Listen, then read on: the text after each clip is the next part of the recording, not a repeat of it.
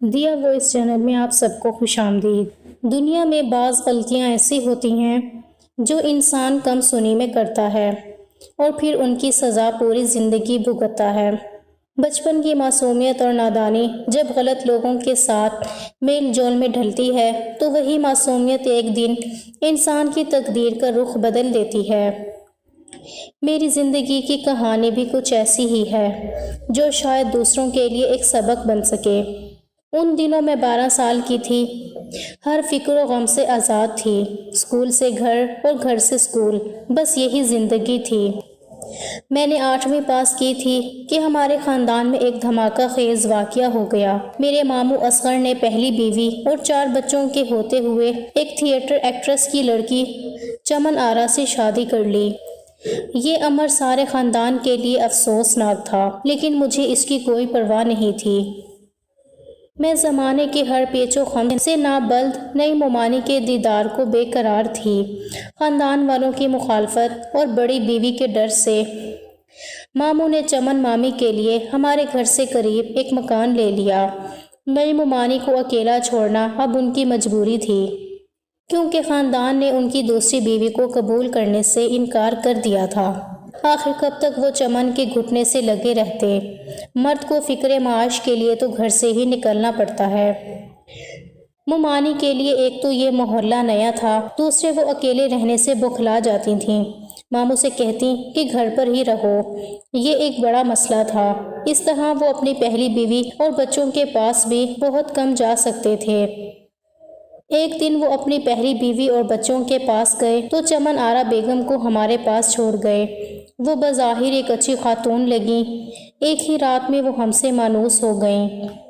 اصغر ماموں ایک دن کا کہہ کر گئے تھے، لیکن 2 دن لگا دیے، کیونکہ ان کی پہلی بیوی دوسرے شہر میں رہتی تھیں۔ یہ وقت ان کی نئی نویلی بیگم نے امی سے اور مجھ سے باتیں کر کے گزارا۔ امی سے وہ بار بار کہتی کہ باجی ماں باپ سے رشتہ توڑ کر ان کے پیچھے آ گئی ہوں، اب تو آپ لوگ ہی میرے اپنے ہیں، آپ میرا ساتھ دیں ورنہ اور کہاں جاؤں گی۔ تب ہی امی نے ممانی کو گلے لگا لیا اور کہا، تم آج سے مجھے اپنی بہن سمجھو، جب کوئی مشکل ہو مجھے بتاؤ گی، میں ہر طرح سے تمہارا ساتھ دوں گی، خود کو اکیلا مت سمجھو۔ اگلے دن ماموں آئے، امی سے کہا کہ کل سے میں ڈیوٹی پر جا رہا ہوں اور چمن آرا اکیلی رہنے پر تیار نہیں، آپ نمرا کو اس کے پاس رہنے کے لیے بھیج دیں، اس کا اسکول ویسے بھی ہمارے گھر کے قریب ہے۔ امی نے مجھے ماموں کے ہمراہ بھیج دیا۔ چمن آرا ممانی خوش ہو گئیں، اچھے طریقے سے مجھے خوش آمدید کہا۔ اب وہ سارا دن مجھ سے مزے کی باتیں کرتی رہیں۔ ماموں کام پر چلے جاتے، میری اسکول سے چھٹیاں تھیں تو ہم کو باتیں کرنے کا بہت وقت ملتا تھا۔ ہم مل کر کچن سنبھالتے اور کھانا پکاتے۔ ممانی اپنے بچپن کے قصے سناتی اور میرے ساتھ اچھا وقت گزارنے کی کوششیں کرتی۔ اسکول کھلے تو پڑھائی کا مسئلہ درپیش ہوا۔ مجھے حساب کے سوال سمجھ نہیں آتے تھے۔ ماموں تو صبح آفس چلے جاتے، ان کے پاس وقت کہاں تھا کہ مجھے ریاضی سمجھاتے، اور چمن آرا کو ریاضی نہیں آتی تھی۔ البتہ انہوں نے اس مسئلے کا یہ حل نکالا کہ مجھے پڑوس میں ٹیوشن لگوا دی اور میں ہنا باجی سے پڑھنے ان کے پاس جانے لگی۔ ہنا باجی کے والد ٹھیکیدار تھے، وہ گھر پر نہ رہتے تھے، ان کے لڑکے بھی دوسرے شہر ہوتے، والدہ گھر پر ہوتی۔ ہنا باجی اپنی والدہ کے ساتھ گھریلو امور انجام دیتی، ان کے پاس کافی وقت ہوتا تھا، تب بھی وہ مجھے بہت توجہ اور محنت سے پڑھاتی تھیں۔ ایک دن جب میں پڑھ چکی اور گھر جانے لگی، باجی نے کہا، ٹھہرو نمرا، ابھی مت جاؤ، آؤ چھت پر چلتے ہیں، دیکھو تو کتنا اچھا موسم ہے۔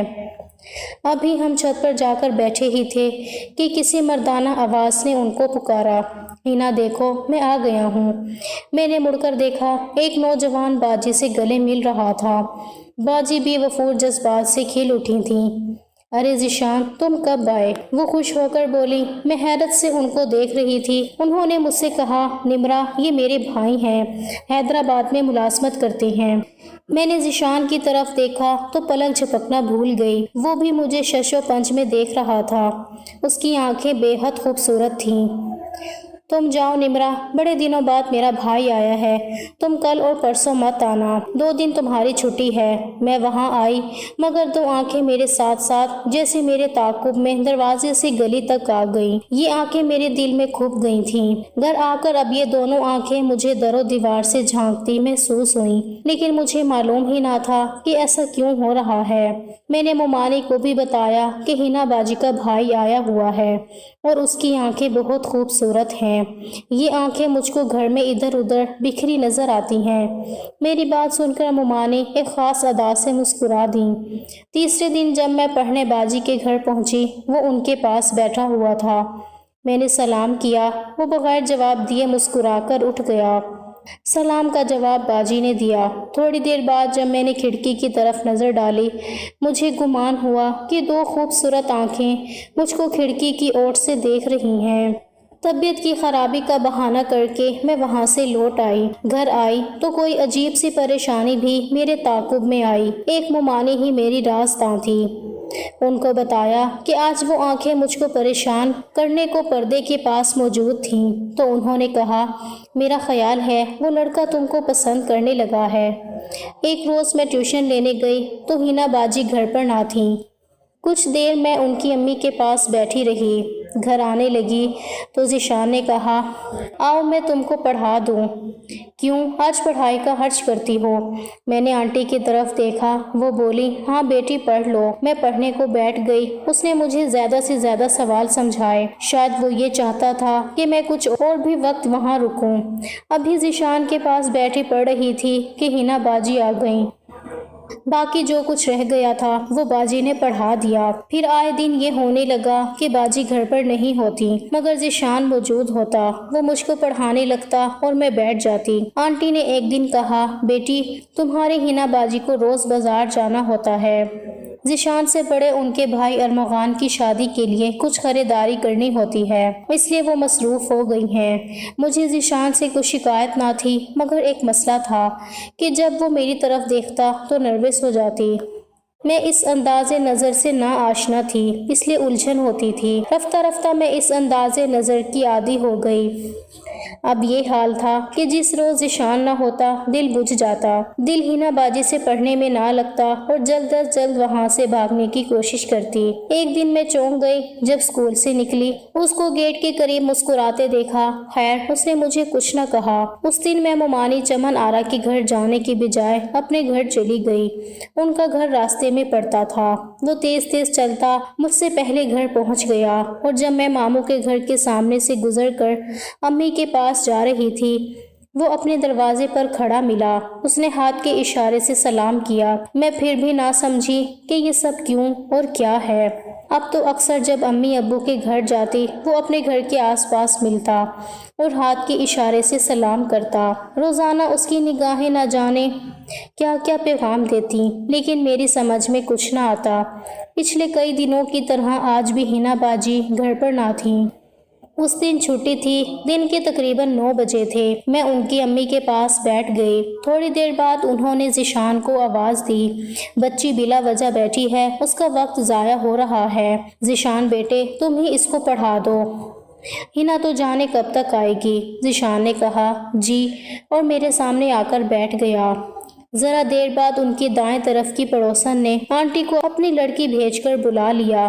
کہا کہ سونار آیا ہوا ہے، آ کر ڈیزائن دیکھ لیں۔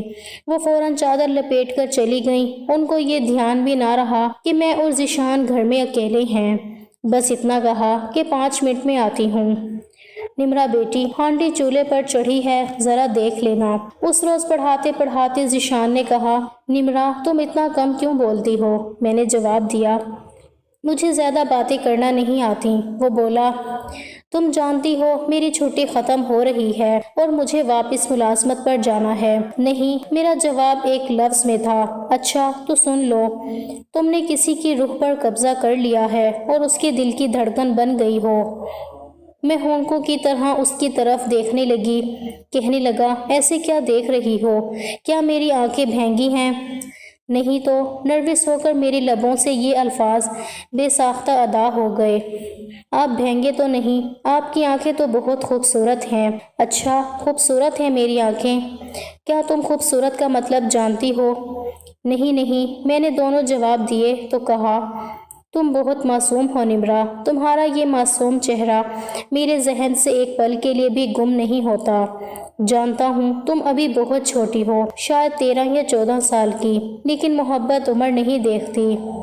میں 4 ماہ بعد آؤں گا، تم سوچ کر رکھنا کہ تم نے میرا انتظار کرنا ہے یا نہیں۔ تمہیں میری اس بات کا جواب دینا ہوگا۔ بڑے بھائی کی شادی کے بعد میں اماں سے تمہارے بارے میں بات کروں گا۔ میں حیران و پریشان گھر آ گئی کیونکہ میری سمجھ میں ان کی بات ادھوری آئی تھی۔ پوری طرح ذیشان کی بات کا مطلب نہ سمجھ سکی۔ انتظار سے نہ آشنا ایک چھٹی جماعت کی طالبہ کو بھلا کیا پتا کہ محبت کیا ہوتی ہے اور انتظار کس بلا کا نام ہے اور وہ کیوں انتظار کرنے کا کہتا ہے۔ گھر آ کر بہرحال ذیشان کی باتیں میرے ذہن سے محو نہ ہوئی بلکہ مجھ کو پریشان کرنے لگیں۔ بالآخر میں نے ممانی کو سب کچھ بتا دیا۔ وہ آزاد خیال تھیں، دل کے کانوں سے میری بات سنی اور پریشانی کو بھانپ لیا۔ بولی، نمرا تم تو خوش نصیب ہو، اتنا چاہنے والا ملا ہے۔ اگر کوئی مجھے ایسا کہتا تو میں فوراً محبت کا جواب محبت سے دیتی۔ انہوں نے محبت کے بارے میں ایسی باتیں کی کہ میں اس کام کو بہت ضروری اور اہم خیال کرنے لگی۔ ان کی باتوں نے میرے کچے ذہن پر بہت برے اثرات مرتب کیے۔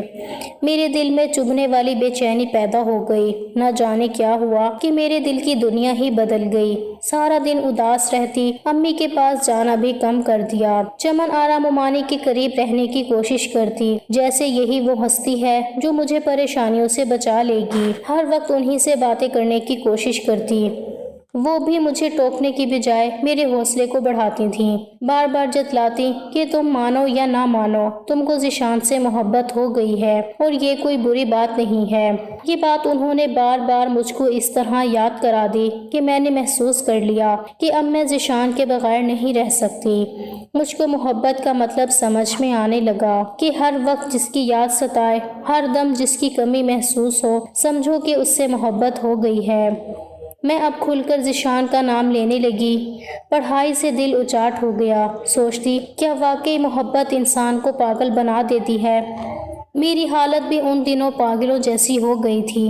اس حالت میں ممانی نے میری بہت دل جوئی کی، بہت خیال رکھا۔ اب سوچتی ہوں کہ ان کا یہ لگاؤ بھرا برتاؤ ان کی دوستی نہیں بلکہ دشمنی تھی۔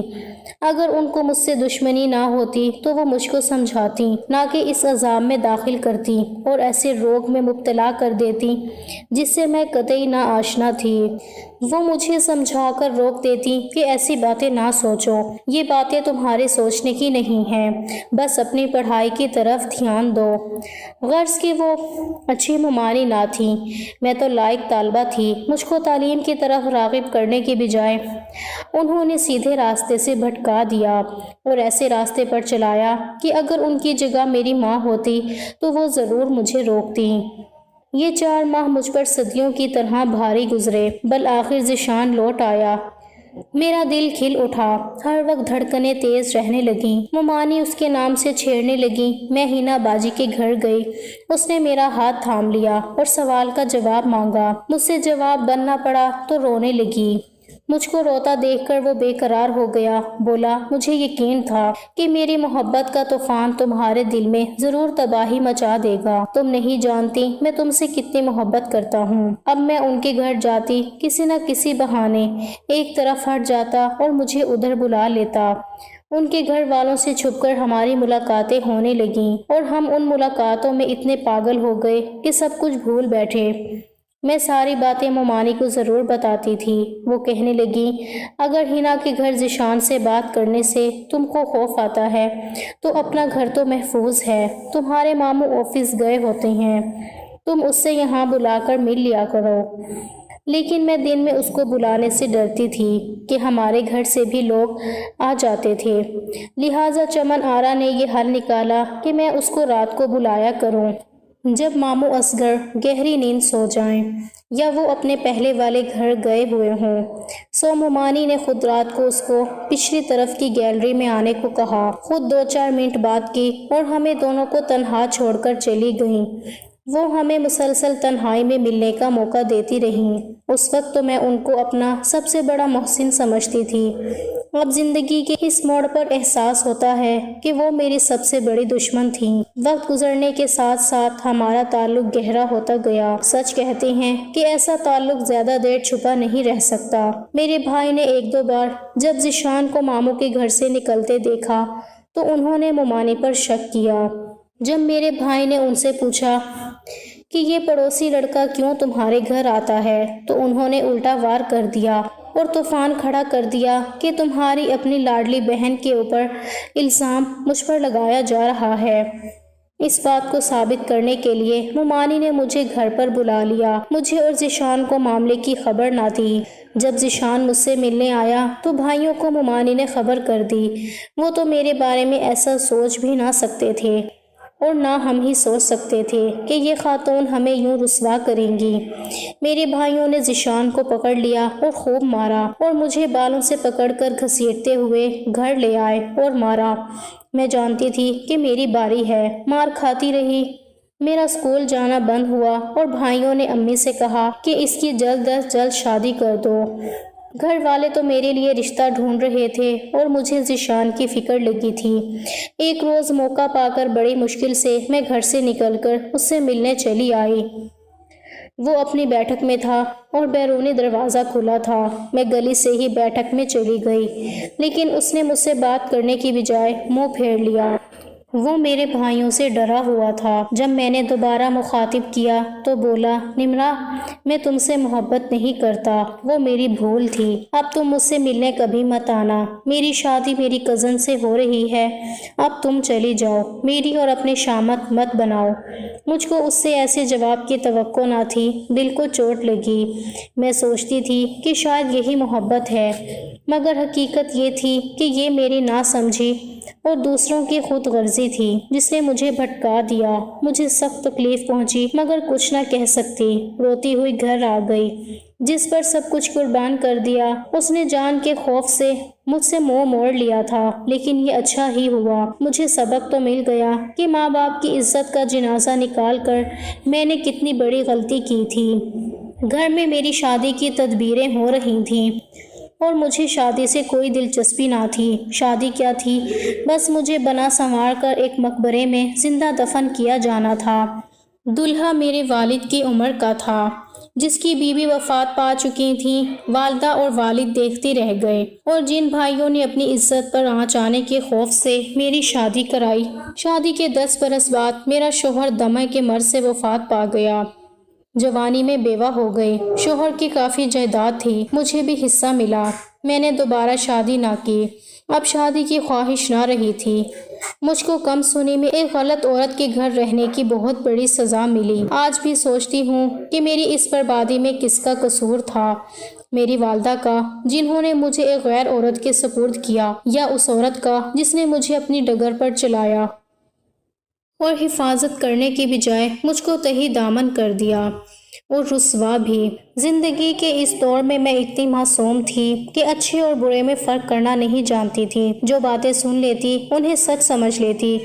اس کم فہمی نے مجھے اندھی محبت کے راستے پر ڈال دیا۔ یوں میری زندگی ایک سبق چھوڑ گئی کہ نہ سمجھی اور کم سنی میں اٹھایا گیا ایک قدم، غلط لوگوں کی صحبت اور ماں باپ کی معمولی سی کوتاہی انسان کو ایسی راہوں پر ڈال دیتی ہے جہاں سے واپسی ممکن نہیں رہتی۔ آج بھی میں سوچتی ہوں کہ اگر مجھے صحیح وقت پر کوئی روک لیتا، سمجھا دیتا، تو شاید میرا حال کچھ اور ہوتا۔ میری دعا ہے کہ کوئی اور بچی میری طرح نادانی، جذبات یا کسی غلط عورت کی باتوں میں آ کر اپنی پوری زندگی برباد نہ کرے۔